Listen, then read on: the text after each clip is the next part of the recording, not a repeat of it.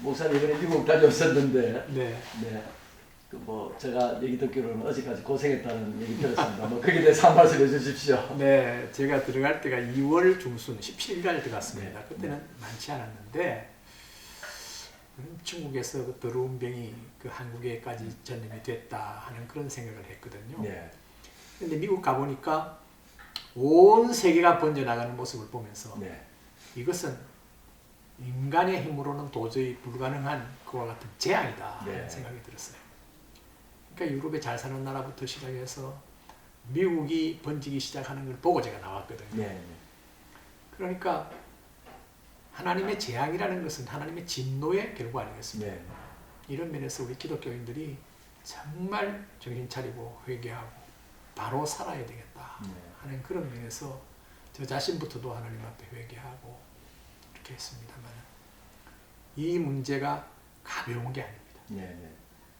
항상 하나님의 그 축복을 받은 사람들이 하나님 앞에서 범죄하는 네. 성경에 보면 그래서 사사기가 시작된 것도 사실은 보면은 요수아와 그 장로들이 세상을 떠난 후에 네. 그 다음에 우상이 들어오고 범죄를 하면서 사사기가 시작됐습니다. 네. 꼭 같은 상황이 지금 현재 일어나고 있지 않느냐. 사실 우리 한국도 하나님의 엄청난 축복을 받았지요. 네. 그렇죠.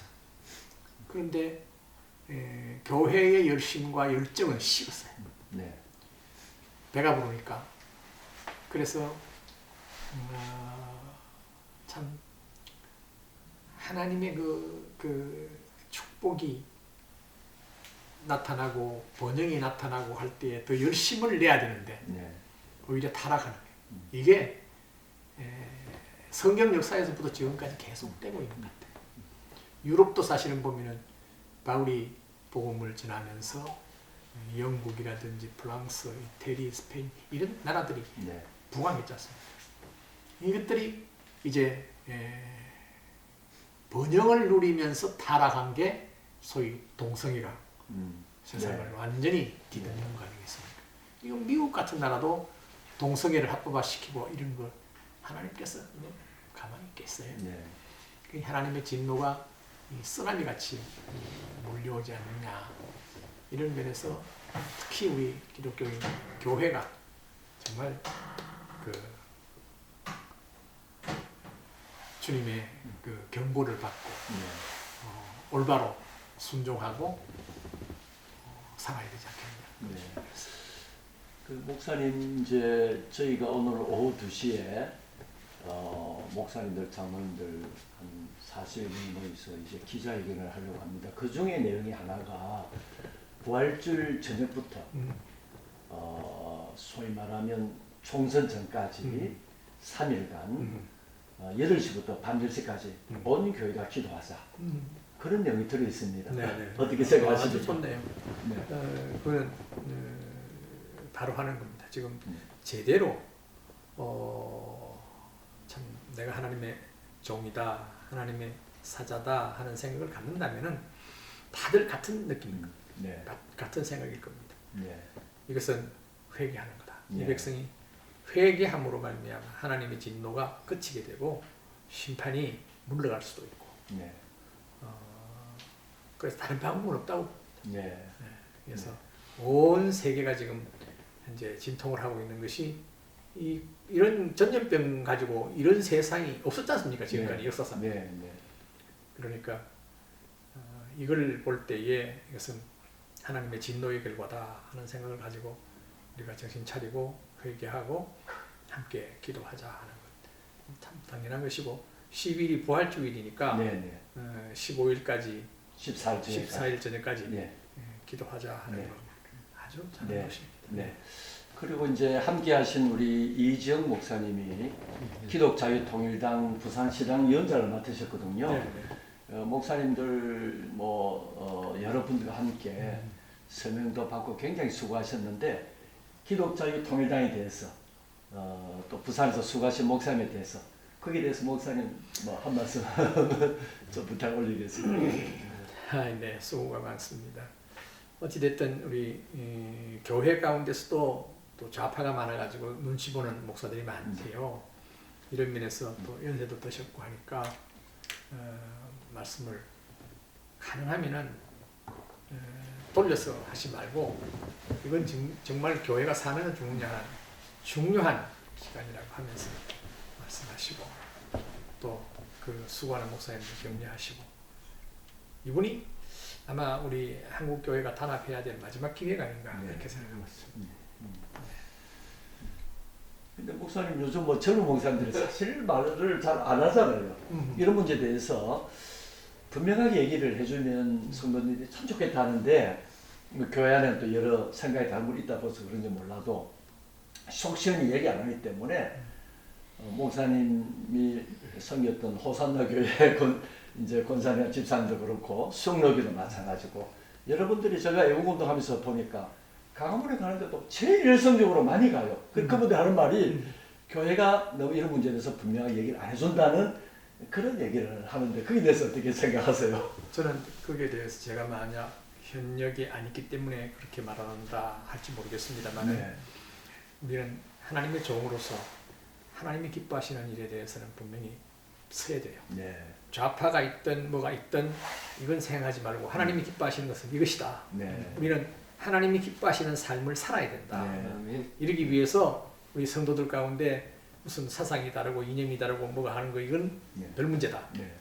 당신들이 가지고 있는 이념이 하나님을 기쁘시게 하는 것이냐 네. 그것을 생각하면서 분명히 설 때에 하나님이 함께 하신다. 누구를 따를 것이냐 하고 우왕좌왕하게 되면은 네. 있을 수가 없다. 네. 그 엘리야 선지자 되지요. 자, 바알을 섬길 것이냐 하나님을 섬길 것이냐 선택해라 라고 분명하게 엘리야가 말하면서 하나님이 임재하셔서 그 제물을 태우는 그런 역사가 났고 아방과 그 모든 네. 혼미백산에서 네. 내려가고 하는 이런 문제를 보면서 성경에는 우왕좌왕하지 않습니다. 네. 분명하게 내가 하나님을 섬길 것이냐 아닐 것이냐 네. 선택해라 여러분. 네. 삶 가운데서 이렇게 가르쳐야 한다고 생각합니다. 네. 제가 그런 부분에서 현역에 있을 때 그런 기회가 별로 없어서 그런지 모르지만 네. 그걸 하지 못했던 것이 참 후회돼요. 네. 후회돼요. 네. 그렇게 되면 하나님께서 좌파가 떨어져 나간다, 우파가 더 많이 옵니다. 네. 네. 네. 맞습니다. 네. 저도 서울 가보니까 그러더라고요. 네. 성가봉산 교회도 여러 번 가봤는데 뭐 앉을 자리 없고 목사님 알다시피 광화문 교회도 역사상 그런 유례가 없을 정도로 수많은 분이 길거리에서 앉아서 예배드립니다. 물론 뭐 정가봉사님에 대해서 뭐 직선적이라서 또 말에 또 거칠어서 싫어하는 사람일 줄 몰라도 그 광화문 그 운동이 지금 뭐 많은 교회에 아주 그 좋은 영향을 미쳤다. 그렇게 생각합니다. 그렇죠. 네. 그렇죠. 그래서 어떤 사람들이 뭐 정광훈 목사가 함부로 말을 함으로 말미암아 신성 모독이니 어떠니 하면서 그분의 약한 부분을 이야기하는데 사람마다 약점이 없는 사람이 없어. 네. 약점이 없는 사람이라면 그럼 위험한 사람이에요. 네. 교주가 될 수 있는 사람이에요. 네. 그런데 정광훈 목사는 그런 약점이 있음에도 불구하고 그분이 본질이 뭐냐, 뭘 가장 원하느냐, 나라와 민족을 위해서 목숨을 건 사람이다. 그리고 기독 자유 통일당을 만들게 된 것, 네. 이거 역시 정광훈 목사에게 하나님께서 주신 네. 특별한 은혜니까 그런 부분에서 우리는 그 사람이 온전하기 때문에 따르는 게 아니라 그 사람이 문제가 아니라 우리가 기독 자유당을 세워야 할 이유가 뭐냐, 이거는 교회를 위해서다, 하나님 나라를 위해서다 하는 그런 생각이 분명하면 네. 그렇게 하는 거지요. 네. 그것을 현역에 있는 젊은 목사들이 할 수 있어야 돼. 그게 바로 믿음의 용기입니다. 네. 네. 아, 이거 목사님 말씀 들으니까 오늘 속이 좀 시원합니다. 저희가 목사님께 선물을 한 권 가지고 왔습니다. 저희가 이제 우파가 읽어야 될 책 25권을 한 권으로 요약을 해서 자유와 진실, 그 다음에 진실이라는 함선을 타고 자유사회로 항해하는 활동가의 지침서를 저희가 발간했습니다. 수용소의 노래 강철한 탈북민 기자입니다.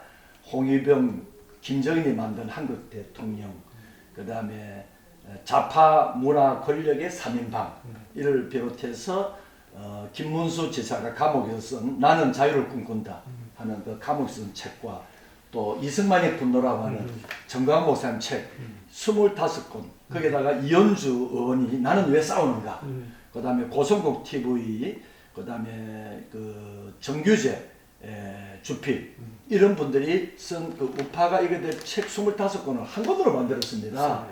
그래서 이제 좌파와 대결할 때 이론적인 무장이 약하기 때문에 이거를 정광훈 목사님과 김문수 대표의 추천을 받아가 그래가지고 2월 24일 날 발간했는데 그 2월 24일 날 정광훈 목사님이 조사 들어가서 입건이 돼버렸어요.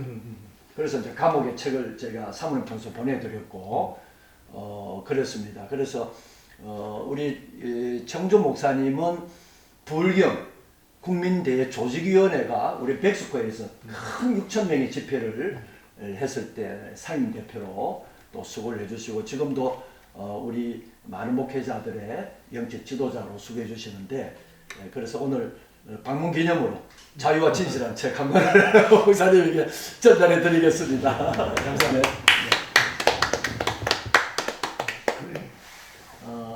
이번에 만권을 찍었습니다. 네, 만권을 찍어서 그 다음에 2탄, 3탄에서 계속해서 저희가 발간해내려고 그러고 저희가 시민운동 해보니까 아주 좋은 분들이 불신자 가운데도 좋은 분이 많이 계세요.